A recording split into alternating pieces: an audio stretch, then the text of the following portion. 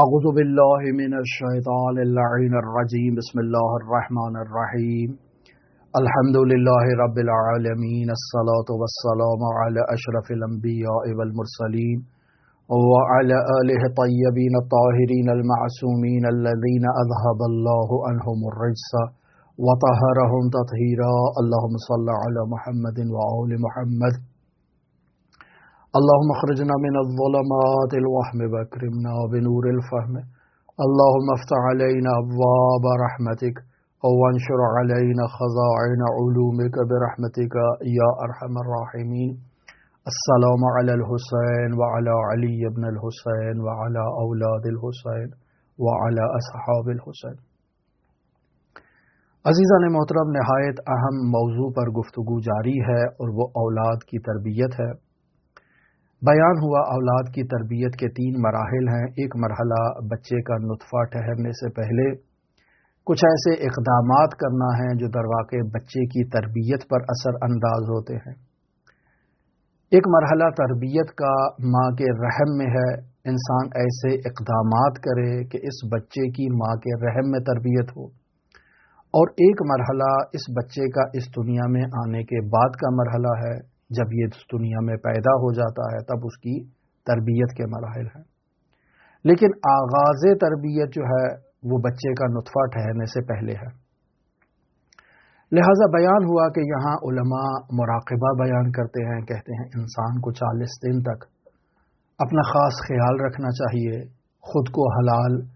خوراک کا عادی بنانا چاہیے، باوضو رہنا چاہیے،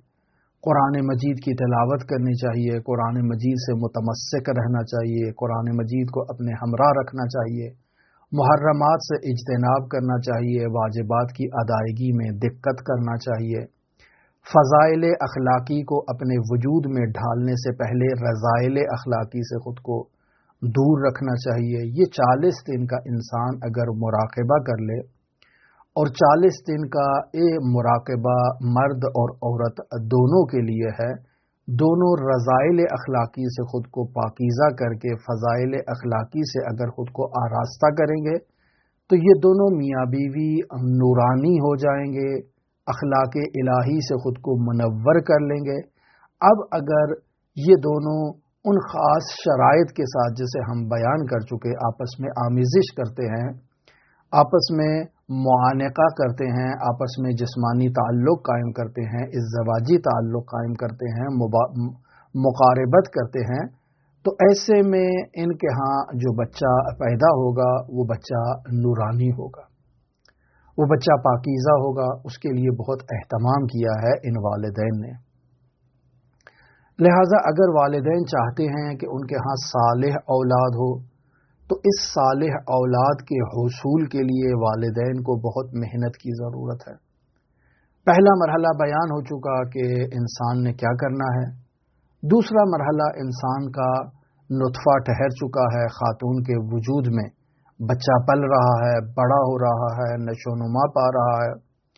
اب یہاں سوال ایک آتا ہے اور اس سوال سے ہم ایک نہایت اہم نقطے کی طرف اشارہ کرنا چاہتے ہیں، اور وہ سوال یہ ہے کہ کیا حمل ٹھہرنے کے بعد شوہر اپنی بیوی کے ساتھ، اپنی زوجہ کے ساتھ مقاربت، ہم بستری، ازدواجی تعلق کو قائم کر سکتا ہے؟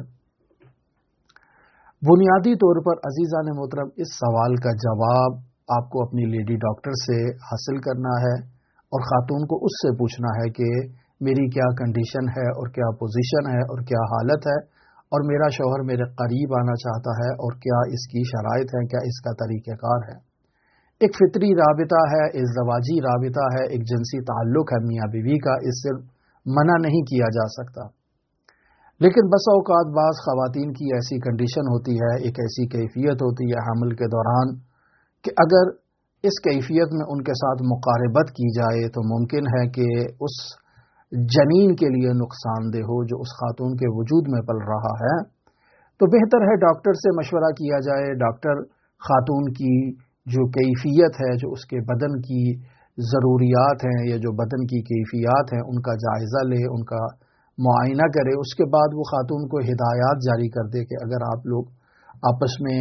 جنسی تعلق قائم کرنا چاہتے ہیں تو اس کی کیا شرائط ہیں، کیا طریقہ کار ہے، بطور معمول ڈاکٹر جو ہے وہ ایسی چیز کو بیان کرتے ہیں، لیکن اگر آپ فقہی اعتبار سے دیکھیں تو فقہی اعتبار سے اس میں کوئی رکاوٹ نہیں ہے۔ فقہ کہتی ہے کہ انسان میاں بیوی ایک دوسرے سے جسمانی تعلق کو قائم کر سکتے ہیں، لیکن فقہ بھی یہاں کہتی ہے کہ اس خاتون کا بھی خیال رکھنا ہے اور اس کے وجود میں پلنے والی جان کا بھی انسان کو خیال رکھنا ہے۔ اگر ان دونوں میں سے کسی کے لیے نقصان دہ ہے تو انسان کو احتیاطی تدابیر کے ساتھ ایک دوسرے کے قریب جانا ہے، اور وہ احتیاطی تدابیر بھی فقہ میں بیان کر دی ہیں کہ انسان جو ہے وہ کیا کرے۔ لہذا عزیزان محترم، یہ ہم بستری سے متعلق انسان کو ڈاکٹر سے پوچھنا ہے،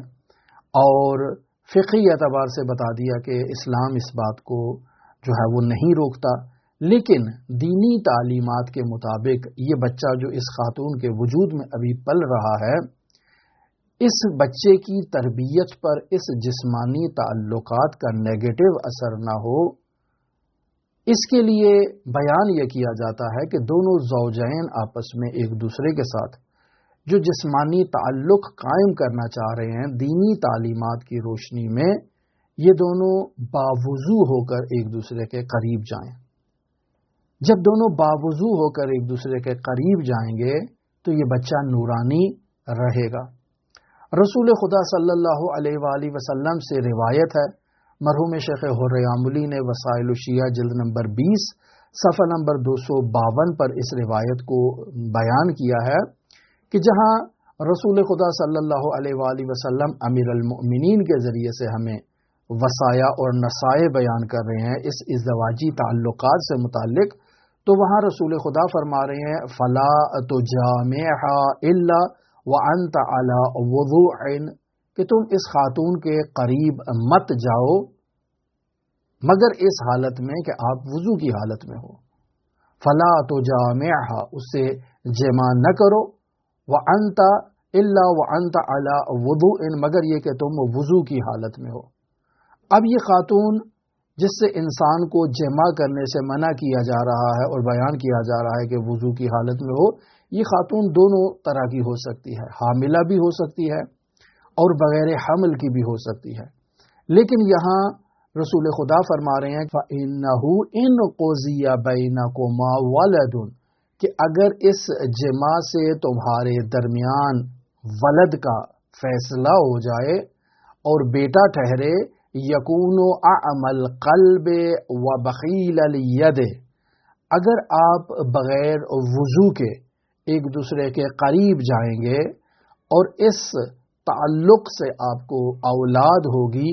تو وہ اولاد تاریک دل کی مالک ہوگی، وہ اولاد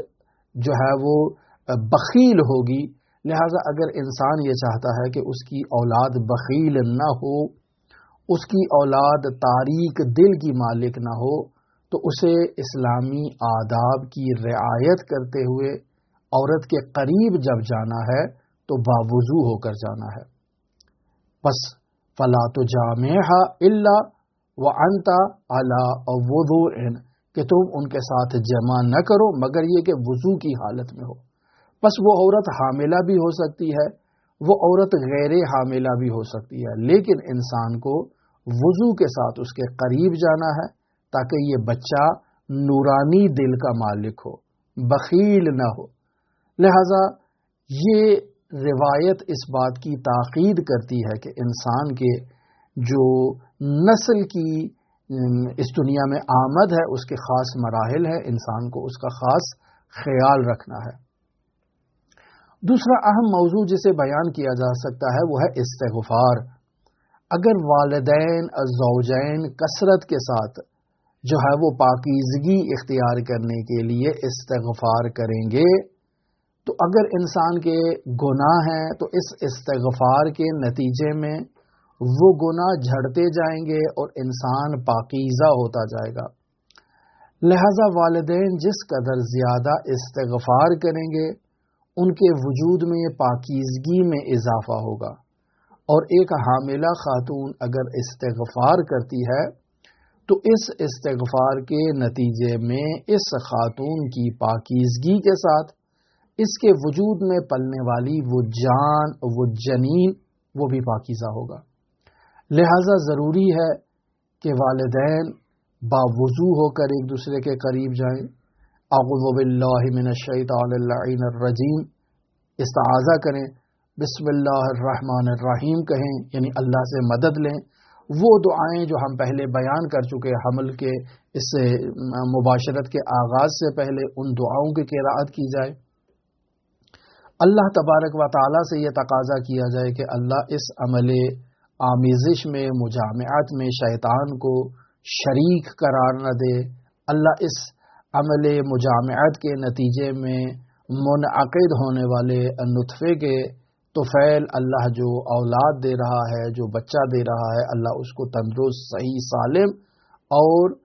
پاکیزہ قرار دے۔ اس طرح کی انسان اگر اللہ تبارک و تعالیٰ سے دعا کرے تو خداوند متعال اس مولود کو، اس بچے کو، اس جنین کو جو اس ماں کے وجود میں ہے، اللہ تبارک و تعالیٰ اسے پاکیزہ کرے گا۔ عزیزان محترم، یہاں جدید جو تحقیقات ہیں، جو جدید اطباء بیان کرتے ہیں اور جدید دانشمند ان تحقیقات پر بارہا ممارست کے ذریعے سے، تمرین کے ذریعے سے ان نتائج پر پہنچے ہیں، وہ نتائج یہ بھی اعلان کرتے ہیں کہ والدین کو اس جنین کے ساتھ رابطہ برقرار کرنا چاہیے، اس جنین کے ساتھ گفتگو کرنا چاہیے، ماں کو اس کے ساتھ گفتگو کرنا چاہیے، باپ کو اس کے ساتھ گفتگو کرنا چاہیے۔ اور اگر ماں اور باپ دونوں اپنے بچے کے ساتھ گفتگو کریں گے اس حالت میں کہ وہ بچہ ماں کے وجود میں ہے اور ماں کے رحم میں ہے، تو جدید سائنس کے مطابق یہ بیان کیا جاتا ہے کہ اس گفتگو کے نتیجے میں اس بچے کا مغز جو ہے وہ پروان چڑھے گا اور اس کی مقدار میں اضافہ ہوگا، لہٰذا ان کا بچہ ذہین فتین ہو سکتا ہے۔ بہت ساری ایسی ہوش و ذکاوت ہے جو انہیں ماں کے حمل کے دوران ہی بچے تک منتقل ہو سکتی ہیں، لیکن اس کے لیے والدین کو محنت کرنے کی ضرورت ہے۔ خود ماں کی آواز سے بچہ مانوس ہو جاتا ہے، باپ کی آواز سے بچہ مانوس ہو جاتا ہے۔ اور بیان کیا، ہم کل کی گفتگو میں بیان کر چکے کہ خاتون اگر قرآن مجید کی تلاوت کرتی ہے تو اس تلاوت کا اس بچے پر اثر ہوتا ہے، اور اگر خاتون ایک ایسی کیفیت میں ہے کہ تلاوت نہیں کر سکتی تو وہ اپنی آواز کو ریکارڈ کر دے تلاوت کی صورت میں، اور جب بھی وہ اپنے کمرے میں ہو تو وہ اپنی اس آواز کو لگائے تاکہ وہ جنین اس آواز کو سنے اور ماں کی آواز سے مانوس ہو۔ ہم یہ بھی بیان کر چکے ہیں کہ یہ کام باپ بھی کر سکتا ہے، چونکہ ماں اور باپ دونوں کی آواز سے مانوس ہونا اس بچے کے لیے ضروری ہے، یہ اس کی ہوش و ذکاوت میں اضافے کا باعث بنتا ہے۔ بعض لوگوں نے تو یہاں تحقیقات میں یہ بھی بیان کیا ہے کہ انسان داستانیں ریکارڈ کر کے، قصے کہانیاں ریکارڈ کر کے اس بچے کے لیے جو ہے وہ پخش کرے، نشر کرے، لیکن ان داستانوں میں اگر دینی داستانیں ہوں، اگر امیر المؤمنین علی ابن ابی طالب کے فضائل، مناقب ہوں، اگر حضرت سید الشہداء کی شہادت ہو، اس کی کیفیت ہو، تو یہ تمام چیزیں اس بچے کے مؤمن ہونے پر اثر انداز ہوتی ہیں، چونکہ یہ بچہ زندہ ہے، یہ بچہ موجود ہے، یہ بچہ پروان چڑھ رہا ہے، یہ بچہ وہ ہوش و ذکاوت رکھتا ہے، وہ چیزوں کو سمجھ رہا ہے جو ایک بچہ اس دنیا میں موجود ہوتا ہے اور بہت ساری چیزوں کو سمجھ سکتا ہے۔ لہٰذا اس کی تربیت کے لیے والدین کو نہایت محنت کرنا ہے، نہایت جو ہے وہ کوشش کرنا ہے تاکہ یہ بچہ اس دوران جنینی سے ہی کمال کی منازل کو طے کرے اور ایک پاکیزہ انسان کی صورت میں اس دنیا میں آئے۔ اب یہاں کچھ خوراکیں ہیں، کچھ غذائیں ہیں کہ جو اس بچے کو اس دوران ماں کے ذریعے سے منتقل کروانا ہے جب یہ بچہ ماں کے رحم میں موجود ہے۔ سب سے پہلے اہم چیز جو اسلامی آداب میں، اسلامی طب میں بیان کی جاتی ہے وہ بہ کھانے سے تاکید ہے۔ بہ ایک مخصوص پھل ہے، میں نے اسے پاکستان میں مشاہدہ نہیں کیا، ایران میں یہ موجود ہوتا ہے، سردیوں میں یہ زیادہ ہوتا ہے۔ یہ ایک پھل ہے جو ایران کے درختوں پر لگتا ہے، بہ، اس کی تصویر میں آپ کو دکھا دیتا ہوں، آپ مشاہدہ کر لیں، اس پھل کو بہ کہتے ہیں۔ یہ بہ اگر خاتون استعمال کرتی ہے حمل کے دوران تو در واقع یہ اس کے بچے کے لیے مفید ہے۔ مثلا روایت ہے کافی ہے جلد نمبر 6 ہے، یعنی فروع کافی مرحوم کلینی جلد نمبر 6 صفحہ نمبر 22 اور حدیث نمبر 1 کے تحت اس روایت کو بیان کیا جاتا ہے فی المرأۃ الحامل تأکل السفرجل، یہ خاتون جو حاملہ ہے یہ سفرجل کو استعمال کرے۔ بعض لوگ کہتے ہیں سفرجل سے مراد گلابی ہے، لیکن یہاں اس کا ترجمہ بیہ کیا گیا ہے کہ حاملہ خاتون کو بیہ کھانا چاہیے۔ فَإِنَّ الْوَلَدَ يَكُونُ أَطْيَبَ رِيحًا، بے شک وہ خاتون جو حمل کے دوران بیہ کا استعمال کرتی ہے تو اس کا یہ ولد اور اولاد جو اس کے وجود میں پل رہا ہے یہ بچہ خوشبودار ہوگا، اطیب ریحا خوشبودار ہوگا، وَأَصْفَى لَوْنًا اور اس کا رنگ جو ہے وہ شفاف ہوگا۔ آج کل لوگ جو ہے وہ گورے بچوں کا زیادہ تقاضا کرتے ہیں کہ بچے کا رنگ صاف ہونا چاہیے، خوبصورت بچہ ہونا چاہیے، تو اس کے لیے روایت میں تاکید کی گئی ہے کہ اس خاتون کو بیہ کھلانا چاہیے۔ دوسری روایت جو مرحوم کلینی نے کافی کی جلد نمبر 6 ہے صفحہ نمبر 22 ہے، حدیث نمبر 2 کے تحت اس روایت کو بیان کیا ہے کہ امام جعفر صادق علیہ السلام کا یہ واقعہ ہے کہ نظر الی غلام جمیل، امام علیہ السلام نے ایک خوبصورت جو غلام یعنی ایک خوبصورت لڑکے کی طرف، بچے کی طرف نظر دوڑائی، دیکھا یہ بچہ جا رہا ہے تو بہت ہی خوبصورت ہے، تو ینبغی ان یکون ابو ھذا الغلام اقل السفرجل، تو امام علیہ السلام اس بچے کی خوبصورتی کو دیکھ کر کہتے ہیں کہ یقیناً اس بچے کے والد نے بے کھا کے اس بچے کو جنا ہوگا۔ یعنی یہاں سے یہ بات واضح ہو جاتی ہے کہ یہ مرحلہ درواقع بچے کا نطفہ ٹھہرنے سے پہلے سے تعلق رکھتا ہے، یعنی وہ مراقبے کی مدت جو 40 دن بیان کی گئی ہے اس مدت کے دوران جو ہے یہ بچے کا باپ اور بچے کی ماں بیہ کو اگر استعمال کرتے ہیں یا ناشپاتی کو استعمال کرتے ہیں، لیکن بیہ وہ جو ایرانی پھل ہے اسے اگر استعمال کرتے ہیں تو جو نطفہ ان کا منعقد ہوگا وہ بچہ شفاف ہوگا، خوبصورت ہوگا۔ لہذا یہ تربیت کے مراحل بچے کا نطفہ ٹھہرنے سے پہلے بھی ہیں، اور اوپر جو روایت آپ کی خدمت میں بیان کر دی وہ درواقع حاملہ خاتون سے متعلق ہے کہ وہ بھی حمل کے دوران اگر بیہ کو استعمال کرتی ہے تو اس بیہ کے استعمال کرنے سے بچہ جو ہے وہ خوشبودار ہوتا ہے اور شفاف رنگ کا مالک ہوتا ہے۔ مزید کھانے سے متعلق کیا چیزیں روایات میں بیان کی گئی ہیں انہیں ہم اپنی آئندہ گفتگو میں بیان کریں گے۔ دعا گو ہیں خداوند متعال ان مراحل کے دوران جو حمل کے مراحل ہیں، جو زچگی کے مراحل ہیں، خداوند متعال تمام خواتین کو ان مراحل میں جو ہے وہ آفات و بلیات سے محفوظ رکھے۔ دعا گو ہیں دنیا جہان میں جہاں کہیں مؤمنین آباد ہیں اللہ انہیں آباد و شاد رکھے، جہاں کہیں مؤمنین بے روزگار ہیں اللہ ان کو روزگار عطا فرمائے، جہاں کہیں مؤمنین اپنے لیے یا اپنی اولاد کے لیے پریشان ہیں، تعلیم کے لیے پریشان ہیں، روزگار کے لیے پریشان ہیں، ازدواجی زندگی کے لیے پریشان ہیں، اولاد کے لیے پریشان ہیں، خداوند متعال ان والدین کی دعاؤں کو ان کے اولاد کے حق میں قبول فرمائے، ان کی اولاد کی تعلیمی مشکلات کو برطرف کرے، ازدواجی مشکلات کو برطرف کرے، روزگار کی مشکلات کو برطرف کرے، اولاد کی مشکلات کو برطرف کرے، ان کی دینی اور عقیدتی اور اخلاقی مشکلات کو برطرف کرے۔ دعا گو ہیں خداوند متعال منجی عالم بشریت حضرت صاحب الامر صاحب العصر والزمان کے ظہور میں تعجیل فرمائے اور ہمیں امام زمان کے اصحاب و اعوان و انصار کی فہرست میں شمار فرمائے۔